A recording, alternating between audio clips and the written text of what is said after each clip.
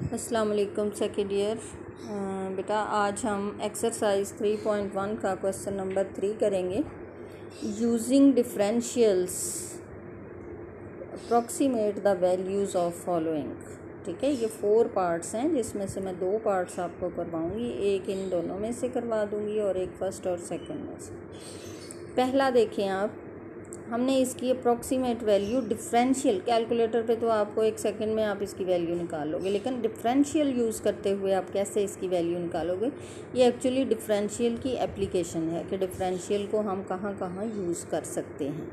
ठीक है, तो अब हम सबसे पहले तो हमें फंक्शन चाहिए होता है f(x). जब तक हमारे पास f(x) या y की वैल्यू ना हो तब तक हम dy कैसे कैलकुलेट करेंगे और डिफरेंशियल को कैसे यूज़ करेंगे। तो सबसे पहले तो ये जो न्यूमेरिकल वैल्यू हमें दी गई है इसको हम फंक्शन की शक्ल में एक्सप्रेस करेंगे। हम लिखेंगे 17 को, पहले मैं थोड़ा सा एक्सप्लेन कर दूँ। ये है 17 रेज़ टू पावर 1/4। 17 को हम लिखेंगे x प्लस dx की शक्ल में 16 प्लस 1, जिसमें 16x होगा और 1 क्या होगा, dx। आपको पता है dx या डेल x की वैल्यू बहुत छोटी होती है, स्मॉल पॉजिटिव नंबर्स ये होते हैं चेंजेस जो हैं इन x या y। अच्छा, अब हमारे पास ये जो है इसको हम 16 प्लस 1 ब्रैकेट लगा के ऊपर पावर 1/4 लिखेंगे। 16 को हम x कहेंगे और 1 को हम डेल x कहेंगे। और आप जानते हैं कि डेल x और d x exactly equal to each other होते हैं, जबकि डेल y और डी वाई एग्जैक्टली इक्वल नहीं होते, लेकिन उनको हम approximately equal to each other कह सकते हैं। तो ये जो हमारा है यहाँ पे वैल्यू दी हुई है, ये actually x plus del x raise to power 1/4 है जो हमने कैलकुलेट करनी है। ठीक है, अगर हम f(x) सपोज कर लें x रेज़ टू पावर 1/4, तो ये जो है x प्लस डेल x 1/4 क्या बनेगा, f(x) प्लस डेल x। ये बात ज़रा गौर करने की है। अगर हम f(x) equal to x raise to power 1/4 लिख लें तो बोथ साइड पे x की जगह x प्लस डेल x रखें तो हमारे पास f(x) plus del x will be equal to x plus del x raise to power 1/4, जो हमने कैलकुलेट करना है। क्या कैलकुलेट करना है, x plus del x raise to power 1/4 हमने कैलकुलेट करना है, which will be equal to f(x) plus del x which will be equal to y plus del y। यानी हमने इस वैल्यू, ये अप्रॉक्सीमेट वैल्यू कैलकुलेट करने के लिए एक्चुअली क्या कैलकुलेट करना है, y प्लस डेल y या f(x) प्लस डेल x या x plus del x raise to power 1/4 actually हमने कैलकुलेट करना है। तो इसकी अप्रॉक्सीमेशन का फार्मूला क्या हुआ, f(x) प्लस डेल x या y प्लस डेल y। और आपको पता है del y approximately equal to d y होता है, तो इस वैल्यू को हमने फाइंड आउट करना है। उसके लिए हम f(x) plus del x approximately equal to y plus d y का फार्मूला यूज़ करेंगे। ये नीचे आए ज़रा, आपके पास ये फार्मूला मौजूद है हमारी इस वैल्यू का, f(x) प्लस डेल x। आपको पता है del x equal to d x होता है, इसलिए f(x) प्लस डी एक्स लिख दिया। और ये एग्जैक्ट इक्वल टू होता है y plus del y। f(x) plus del x किसके एग्जैक्टली इक्वल होता है, y प्लस डेल y के। लेकिन यहाँ डी वाई चूँकि यूज़ किया गया है और d y approximately equal to del y होता है, इसलिए यहाँ एग्जैक्टली इक्वल का साइन नहीं बल्कि अप्रॉक्सीमेटली इक्वल का साइन यूज़ किया गया है। और y हमें पता है f(x) होता है प्लस डी वाई। ये हमारे पास approximate value f(x) plus d x या f(x) plus del x calculate करने का फार्मूला आ गया, which is f(x) plus d y. अब हमें क्या क्या चाहिए, एक तो f(x) चाहिए और दूसरा डी वाई चाहिए।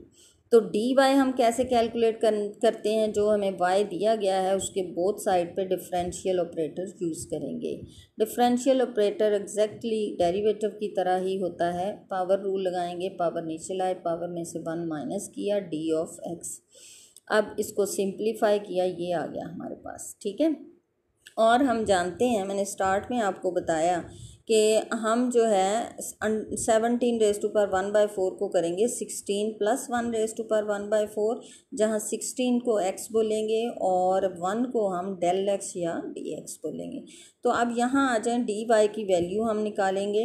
एक्स की जगह हम 16 पुट करेंगे, डी एक्स की जगह 1 पुट करेंगे, फिर हम सिंप्लीफाई करेंगे तो हमारे पास 0.03125 वैल्यू आ गई डी वाई की।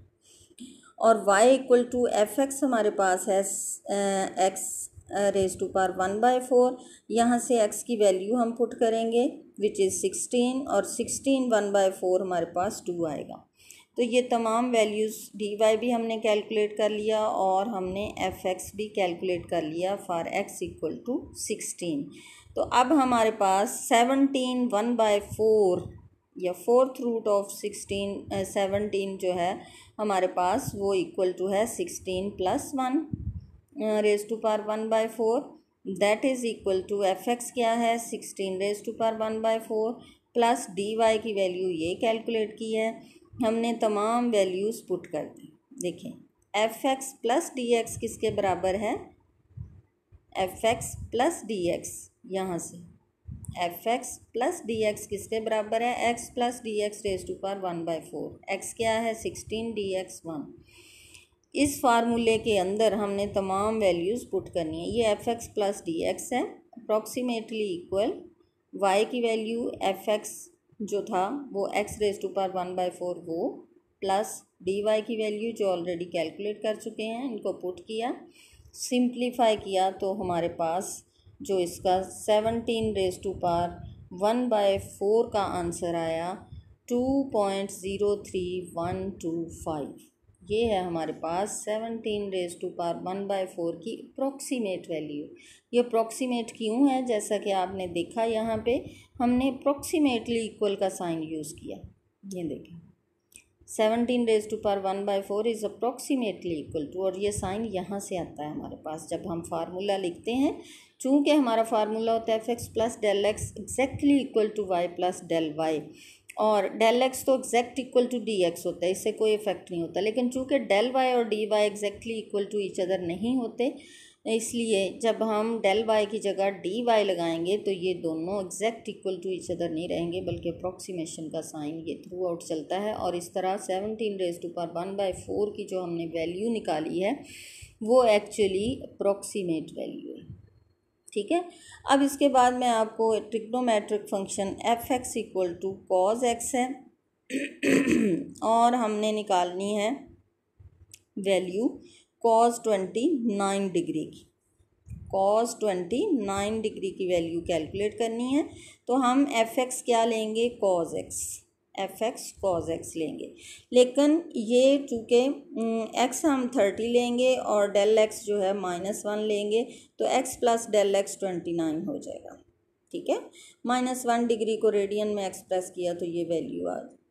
अच्छा, बोथ साइड पे हम डिफरेंशियल लेंगे, d y equal to d cos x equal to minus sine x. ये डी वाई क्यों निकाला, क्योंकि जब हम वैल्यू निकालते हैं f x plus d x approximately equal to y plus d y, y की जगह एफ एक्स पुट किया तो ये दोनों वैल्यूज़ हमें रिक्वायर्ड हैं, एक एफ एक्स और एक डी वाई। इस वजह से हम पहले ही डी वाई निकाल लेते हैं। Y equal to cos x था, d y equal to minus sine x d x आया, वैल्यूज़ पुट की तो ये आ गया।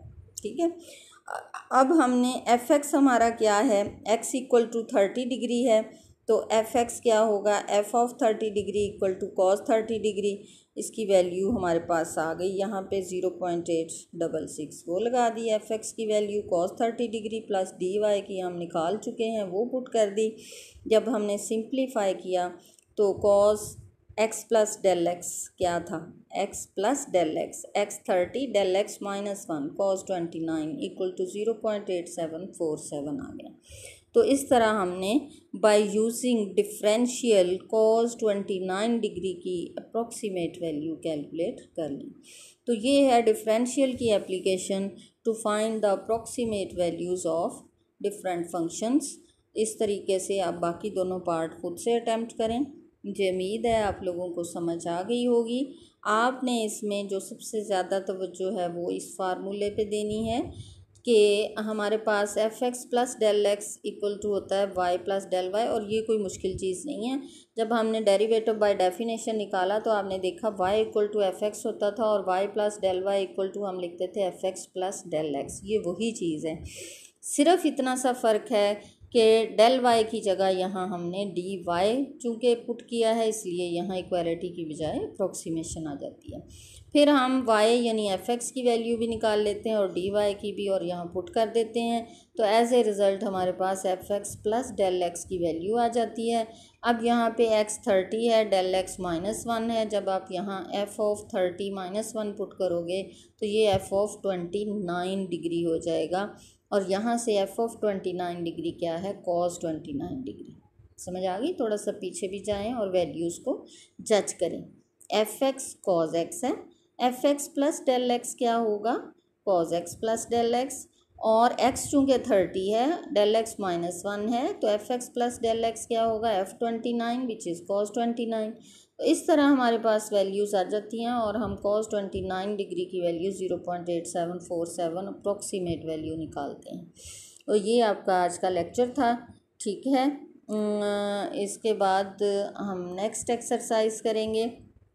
यहाँ पे एक और क्वेश्चन दिया हुआ है, डिक्टेशन प्रॉब्लम, थोड़ा सा आप अगर उसको देख लें, वो कोई इतना मुश्किल नहीं है। Find approximate increase in volume of a cube if the length of its each edge changes from 5 to 5.02।